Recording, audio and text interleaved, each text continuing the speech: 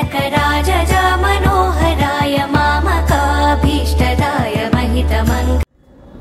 అయితే ఇక్కడ మనకి సంబంధించినంత వరకు గోపురాలకి సంబంధించిన ప్రాధాన్యత ముందుగా మనం చెప్పుకోవాల్సింది ఏంటంటే గోపురాలు. ఈ గోపురాలకి సంబంధించినంత వరకు రెండు విషయాలు మనం ఇక్కడ చెప్పుకోవాలి. ఏమిటి అంటే, ఒకటి, ఎందుకు శిల్పాలకి సంబంధించింది ఇంత కష్టపడి వాళ్ళు చెక్కడం జరిగింది. రెండు, ఎందుకు మీరందరూ కూడా ఈ గోపురాలను పైకి రావాలి. ఇవి రెండు పాయింట్ల దగ్గరికి మనం వస్తే, నానాటికి మన హిందూ ధర్మానికి సంబంధించినంత వరకు దేవాలయాలకి సంబంధించిన విశిష్టత తెలుసుకోలేకపోతున్నాం. ఎందుకంటే ఒక్కొక్కరు ఒక్కొక్క రకంగా, ఇప్పుడు మొల్ల రామాయణం అనో లేకపోతే వాల్మీకి రామాయణం అనో ఇలాగ రామాయణ మహాభారతాలన్నీ కూడా పుట్టినవి. అయితే ఏది ఒరిజినాలిటీ అన్నది ముందర కనీసం రాముడి గురించి మనం తెలుసుకోవాలన్నా, రాముడికి సంబంధించిన రామాయణానికి, శ్రీరామాయణాన్ని సంబంధించిన తెలుసుకోవాలన్నా వినడం జరగాలి. ఏదో పెద్దవాళ్ళందరూ కూడా వ్యాఖ్యానం చెప్పిన వాళ్ళు అలాంటి వాళ్ళ దగ్గర వినడానికి అవకాశాలు ఉన్నాయి. కానీ వినలేని వాళ్ళు, అలాంటి వాళ్ళు ఏంటంటే, ఈ దేవాలయానికి వచ్చినట్టయితే, ఈ గోపురాలకి సంబంధించింది సందర్శించినట్టయితే ప్రతి ఒక్క ఘటాన్ని మన చిన్నపిల్లల తర్వాత భావితరాల వాళ్ళకి ఎవరైతే ఉన్నారో వాళ్ళకి రామచంద్రమూర్తికి సంబంధించిన గొప్పతనాన్ని, రామచంద్రమూర్తి ఎలా ఉండేవారు అనే విషయాన్ని మనకి చెప్పడానికి అవకాశం కుదురుతుంది. అయితే ఇక్కడ ముందుగా మనం చెప్పుకోవాలి అంటే, రామచంద్రమూర్తికి సంబంధించినంతవరకు ఒక్కొక్క శిల్పాన్ని, మీకు ఉదాహరణకి మీకు ఇక్కడ చూశారనుకోండి, పైన రామచంద్రమూర్తికి సంబంధించినంతవరకు ఇక్కడికి మనకేంటది, రామాయణంలో ఒక ఘట్టం వస్తుంది. ఏమిటా ఘట్టం అంటే, అస్త్రదేవతల్ని, అంటే విశ్వామిత్రుడు బల అతిబల అని చెప్పి వారికి సంబంధించిన అస్త్రశస్త్రాలన్నింటినీ కూడా రామచంద్రమూర్తికి ఉపదేశిస్తారు. ఆ ఉపదేశించినప్పుడు ఇటుపక్క విశ్వామిత్రుడు ఉన్నారు, అటుపక్క లక్ష్మణస్వామి ఉన్నారు, మధ్యలో రామచంద్రమూర్తి ఉన్నారు. దీన్ని ఎంత చక్కగా చిత్రీకరించారు అంటే, ఉపదేశించాక ఈ అస్త్రదేవతలు ఏవైతే ఉన్నాయో, అంటే బ్రహ్మ, ఇంద్ర, అగ్ని, యమ, నిరుడతి, వరుణ, వాయు, కుబేర, ఈశాన, శేష, ఇలాగ ఏవైతే అస్త్రశస్త్రాలన్నీ ఉన్నాయో అవన్నీ కూడా రామచంద్రమూర్తికి చుట్టూరా ప్రదక్షిణ చేస్తున్నట్టుగా ఉంటాయి. ఆ రామచంద్రమూర్తి విగ్రహాన్ని చూసినట్టయితే ఒక టీవీగా ఈ అస్త్రదేవతలందరికీ రామో విగ్రహవాన్ ధర్మ అని చెప్పి మారీచుడు చెప్పినట్టుగా ఆ రామచంద్రమూర్తి విగ్రహ రూపాన్ని మీరు చూసినట్టయితే చాలా విశేషంగా చెప్పబడి ఉంటుంది. తర్వాత ఇంకొక ఘట్టానికి కానీ మనం వెళ్ళారనుకోండి, ఇది మనకి గర్భాలయం మీద ఉన్న రామచంద్రమూర్తి. అంటే దానికి కూడా, అంటే ఇక్కడ ప్రదక్షిణ చెయ్యాలి అనే విషయాన్ని మనకి ఇక్కడ ఒక రకంగా మనకి చెప్పబడుతున్నది. అది రెండో ఘట్టం దగ్గరికి వచ్చేటప్పటికి సీతా కళ్యాణం రాబోతున్నది. కళ్యాణం, ఆ కళ్యాణం గురించి కూడా మనం చెప్పుకుందాం.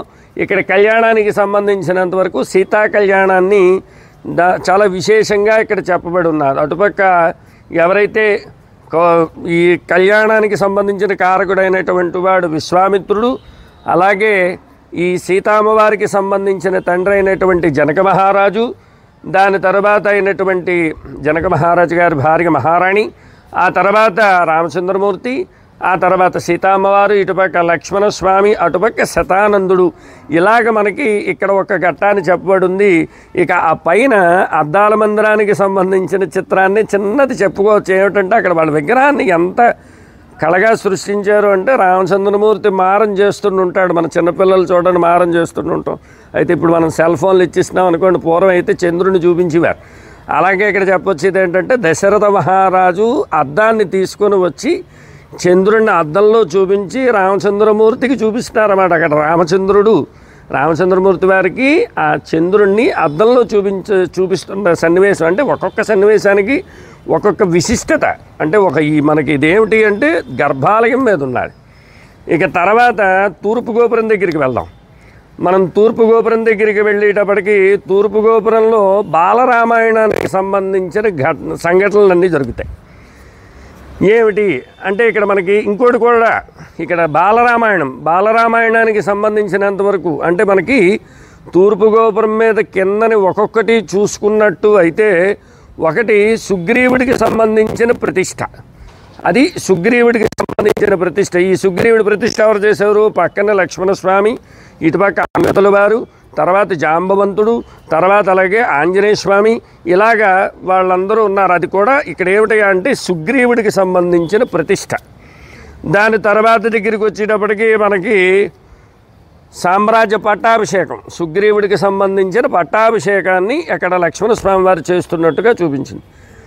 దాని తర్వాత విభీషణుడికి సంబంధించిన సామ్రాజ్య పట్టాభిషేకం ఇంకొక ఘట్టం చూసేవాడు.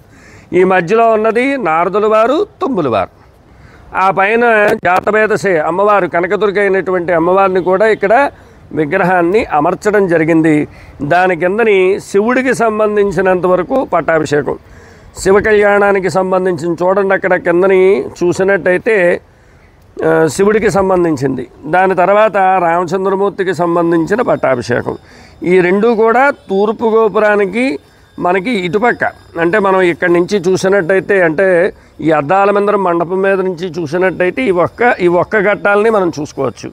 ఆ తర్వాత ఈ పైన ఏమిటంటే మారీచ సుబాహుల్ని, బాలరామాయణం అని చెప్పాను కదా, మారీచ సుబాహుల్ని సంహరించడం అక్కడ బాలరామాయణంగా మనకు అక్కడ పైన చెప్తున్నది. ఆ తర్వాత ఆ పైన వచ్చేటప్పటికి ఏంటంటే విశ్వామిత్రుడికి సంబంధించిన స్టోరీ, అంటే ఒక్కొక్కటి ఒక్కొక్క స్టోరీ. ఆ తర్వాత ఏంటంటే తాటకి వధ, దాని తర్వాత ఏంటంటే ప్రహ్లాదుడికి సంబంధించిన నారసింహుడు, ఆ తర్వాత లక్ష్మీ హైగ్రీవం, ఇలా చెప్పుకుంటూ వెళ్తే ఇదంతా కూడా భాగవతంలోకి సంబంధించిన ఘట్టాలుగా మనం చెప్పుకుంటాం. ఎందుకంటే రామాయణంలో ఇవి కొన్ని ఘట్టాలు రావు, కొన్ని ఘట్టాలు మట్టుకు వస్తాయి. అంటే అందులో ఉన్న విశేషమైన పాత్రల్ని, విశేషమైన సన్నివేశాలను మాత్రమే ఇక్కడ మనకి తూర్పు గోపురం చెప్పబడుతున్నారు. ఇక తర్వాత పశ్చిమ గోపురం దగ్గరికి వచ్చేటప్పటికి పశ్చిమ గోపురానికి సంబంధించినంత వరకు విశిష్టత అంటే ఇక్కడ మనకి గర్భాలయానికి సంబంధించిన విగ్రహాలని, అలాగే తూర్పు గోపురం మీద ఒక ఘట్టాలని, ఏవైతే విగ్రహాలు ఉన్నాయో అవన్నీ కూడా ఘట్టాలు మనం చెప్పుకున్నాం. ఇప్పుడు పశ్చిమ గోపురానికి, ఈ పశ్చిమ గోపురం దగ్గరికి వచ్చేటప్పటికి ఏంటంటే రామాయణానికి సంబంధించినంత వరకు సగానికి సగం సబ్జెక్టు పూర్తి చేశారు. ఇక్కడ మనకేంటంటే తూర్పు గోపురంలో కొంత సబ్జెక్ట్ అయింది, గర్భాలయం దగ్గరికి వచ్చేటప్పటికి రామాయణానికి సంబంధించిన కొన్ని ఘట్టాలు, అంటే బాలరామాయణానికి సంబంధించిన ఘట్టాలు అయ్యాయి. ఇక్కడ పశ్చిమ గోపురం దగ్గరికి వచ్చేటప్పటికి రామాయణం ఎండింగ్ దగ్గరికి వచ్చేస్తున్నాం. ఎలాగా అంటే ఇక్కడ చూసారో లేదో, ఇటుపక్క రామచంద్రమూర్తికి సంబంధించిన రావణాసురుడు రామచంద్రమూర్తి యుద్ధం ఏదైతే ఆ యుద్ధ ప్రాతిపదిక జరుగుతుందో, ఆ యుద్ధం సమయంలో ఏంటంటే ఇంద్రుడు ఆయనకి ఏంటంటే రథాన్ని పంపిస్తారు. అయ్యా మీరు కింద నుండి అస్త్రప్రయోగాలు అవి చేస్తున్నారు రామచంద్రమూర్తి అని చెప్పేసి అంటే, ఆ రామచంద్రమూర్తికి ఇంద్రుడి దగ్గర నుంచి వచ్చిన రథాన్ని తీసుకొని వచ్చి అక్కడ మీరు కూర్చోండి అని చెప్పి అక్కడ చెప్పడం, ఆ రామచంద్రమూర్తి ఎక్కుట, ఇది ఒక ఘట్టం. ఇక అంటే ఇది రామాయణంలోనే వస్తుంది. దాని తర్వాత దగ్గరికి వచ్చేటప్పటికి ఇటుపక్కకి మీరు వచ్చినట్టయితే, అంటే లెఫ్ట్ సైడ్కి ఎడమ చేతి వైపు కానీ మనం చూసినట్టయితే సుమిత్ర, అంటే సుమిత్రానందనుడు అయినటువంటి లక్ష్మణస్వామికి సంబంధించిన మూర్ఛిల్లిపోవడం, అంటే ఇంద్రజిత్ అనేవాడు అస్త్రప్రయోగం చేయడం, ఆ ప్రయోగం చేసేటప్పటికి ఏంటంటే సుమిత్రానందనుడు అంటే లక్ష్మణస్వామి ఆయనకి మూర్ఛ రావడం, ఆ రామచంద్రమూర్తిని ఒళ్ళో పడుకోబెట్టడం. దాని తర్వాత ఏంటంటే సుషేనుడు అయినటువంటి ఆయన, అంటే అక్కడ వైద్యానికి సంబంధించినంత వరకు ఆయనేమో చూపించడం, ఈ లోపల ఏంటంటే సంజీవిని పర్వతం గురించి చెప్పడం, ఆ సంజీవిని పర్వతాన్ని ఆంజనేయ స్వామిని తీసుకురావడం. ఇక్కడ ఏంటంటే వీరందరూ కూడా, ప్రతి వానరులందరూ కూడా ఈ లక్ష్మణస్వామి మూర్ఛిల్లేడని చెప్పేసి ప్రతి ఒక్క వానరుడు కూడా బాధని వ్యక్తం చేయడం. అలాగే మీరేం బాధపడకండి అని చెప్పి సుగ్రీవుడు అగో పైన మీకు ఆంజనేయ స్వామి తీసుకొస్తున్నాడు సంజీవన పర్వతాన్ని అని చెప్పి ఇక్కడ చూపించడం, వాళ్ళకి ఇంకొక ఘట్టం. ఇక ఈ పైన ఒక్కొక్కటి మనం ఘట్టాల దగ్గరికి వెళ్ళిపోయేటప్పటికి ఏంటంటే ఈ పైన ఘట్టం దగ్గరికి వచ్చేటప్పటికి సుందరకాండ దగ్గరికి వచ్చేటప్పటికి వస్తుందంటే జయత్యతోబలో రామో లక్ష్మణశ్చ మహాబలః. ఈ సుందరకాండ దగ్గరికి వచ్చేటప్పటికి ఆంజనేయ స్వామి ముందుగా సీతాంవారి దగ్గర నుంచి చూడామణిని తీసుకోవడం, దాని తర్వాత దగ్గరికి వచ్చేటప్పటికి రామచంద్రమూర్తికి సంబంధించినంత వరకు కూడా ఏదైతే ఈ తాడి చెట్లు ఏవైతే ఉంటాయో 7 చెట్లు అవన్నీ కూడా కొట్టడం, దాని తర్వాత దగ్గరికి వచ్చేటప్పటికి రామచంద్రమూర్తి ఆ పక్క నుండి బాలిసుగ్రీవుల్ని, అంటే తాడి చెట్ల తర్వాత బాలిసుగ్రీవు, అంటే మనకి ఘట్టాలు ఇవన్నీ ఒక్కొక్కటి చెప్పుకుంటూ పోతే రామాయణం ఒక రోజు కూడా మనకి సరిపోదు. అంటే ఈ విగ్రహాలకి సంబంధించిన విశిష్టతని చెప్పుకోవాలి ఏంటంటే ప్రతి ఒక్కటి కూడా పశ్చిమ గోపురానికి సంబంధించినంత వరకు కూడా ఇది మనకి ఇంకా ఒక ఘట్టాన్నే మనం చూస్తున్నాం. ఏది తూర్పు మధ్యలో ఉన్న గోపురం దగ్గర అద్దాల మందిరం పైకి వచ్చి మనం ఇటు అటు చూసినట్టయితే ఒక్కొక్క ఘట్టాన్ని మాత్రమే మనం చెప్పుకుంటూ వెళ్ళాలంటే చాలా టైం పట్టేస్తుంది దీని గురించి చెప్పుకోవాలంటే. ఇటుపక్క మీకు విభీషణుడు శరణాగతి, ఆ తర్వాత ఏంటంటే వాలి సుగ్రీవులు ఇద్దరూ కూడా యుద్ధం చేసుకోవడం, ఆయన చెట్టు వెనకాతల నుంచి రామచంద్రమూర్తి సంహరించడం, తర్వాత ఏంటంటే గోపాలుడికి సంబంధించిన దర్శనం, దాని తర్వాత దగ్గరికి వచ్చేటప్పటికి అంటే మళ్ళీ మనకి అక్కడ భాగవతంలోకి వెళ్ళిపోతాం. కృష్ణుడికి సంబంధించినంత వరకు కూడా రోలికి కడుతుంది యశోద, ఆ రోల్ని కట్టుకొని ఆయన తీసుకొని వస్తాడు, ఇద్దరు కూడా చెట్లు మధ్యలోంచి తీసుకురావడం, ఇవన్నీ కూడా ఒక్కొక్కటి. ఆ తర్వాత నరసింహస్వామి స్తంభావిర్భావం ఘట్టం, ఇలాగ ఒక్కొక్కటి ఘట్టాలన్నింటినీ కూడా పశ్చిమ గోపురం మీద నుంచి మనం అంటే రామాయణం వస్తున్నది, భారతం వస్తున్నది, భాగవతం వస్తున్నది. అయితే ఇక్కడ ఇవన్నీ మనం చెప్పుకోవడానికి ముందర ఎవరికి మనం నమస్కారం చేయాలి అంటే శిల్పులకి.